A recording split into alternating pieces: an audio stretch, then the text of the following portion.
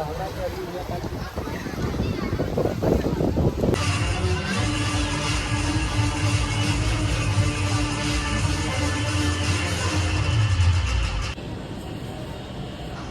Friends, good morning. आज आहे आपला दुसरा दिवस गोव्यामध्ये आणि काल खूप दमलो होतो, त्याच्यामुळे आज उठायला लेट झाला. आता वाजले सकाळचे 10 आणि 10:30पर्यंतच ब्रेकफास्ट आहे.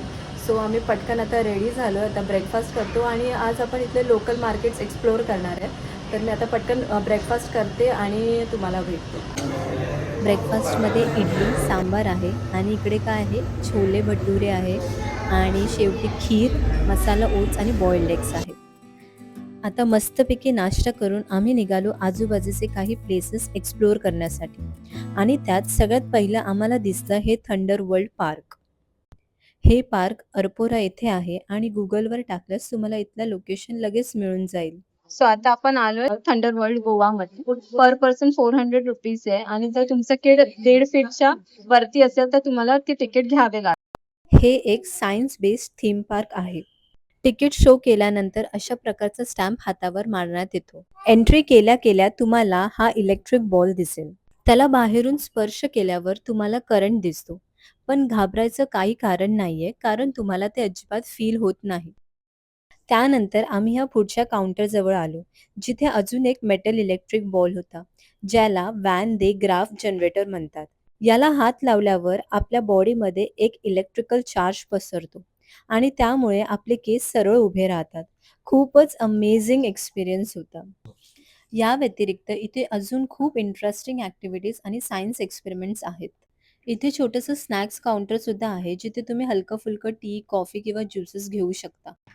आणि यानंतर इलेक्ट्रिक मॅनचा लाईव्ह परफॉर्मन्स होता, जो तुम्ही आता मस्त एन्जॉय करा.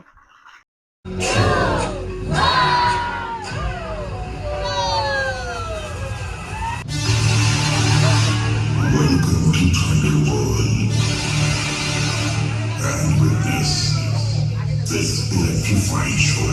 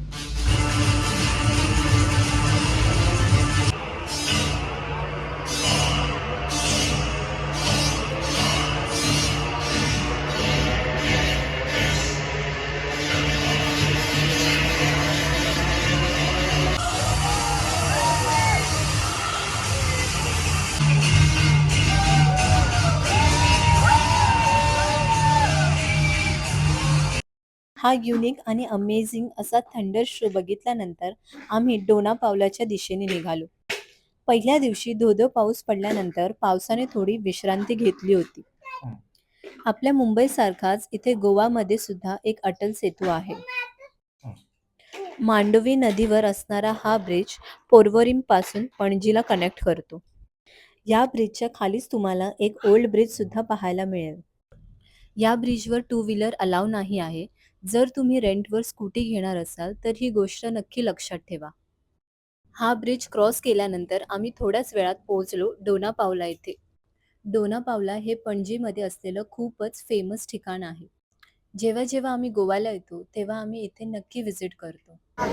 इथे अडल्टचे 50 रुपीज पर पर्सन आहे आणि मायनरचं 10 इयर्स टू 18 इयर्सच्या अंडर असेल तर 25 रुपीज पर हेड.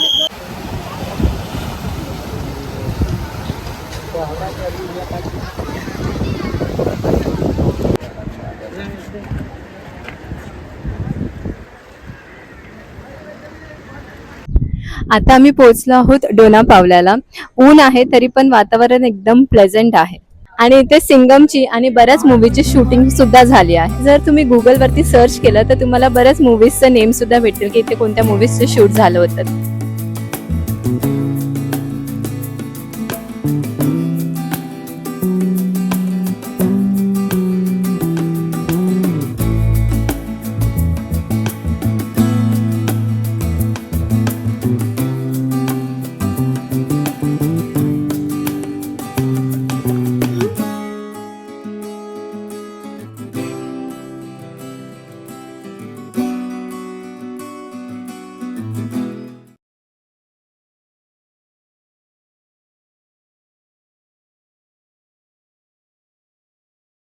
थोडा वेळ तिथे स्पेंड केल्यानंतर आम्ही पुन्हा रिटर्न निघालो.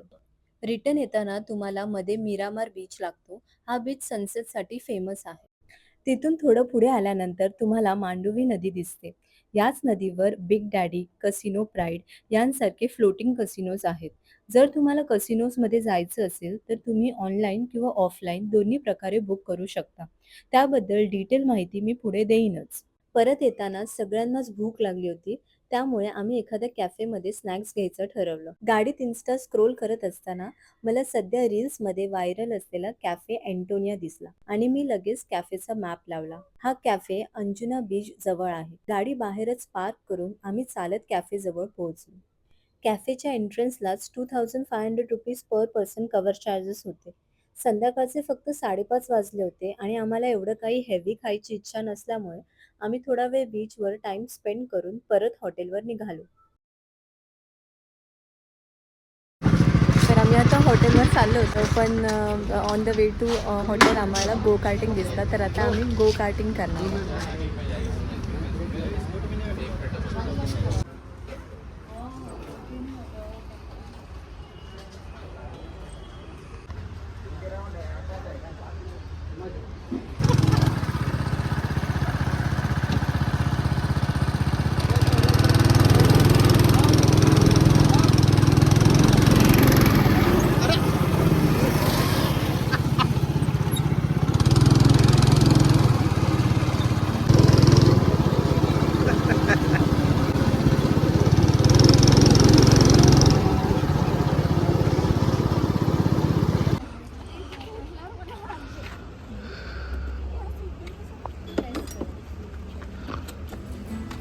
How was it?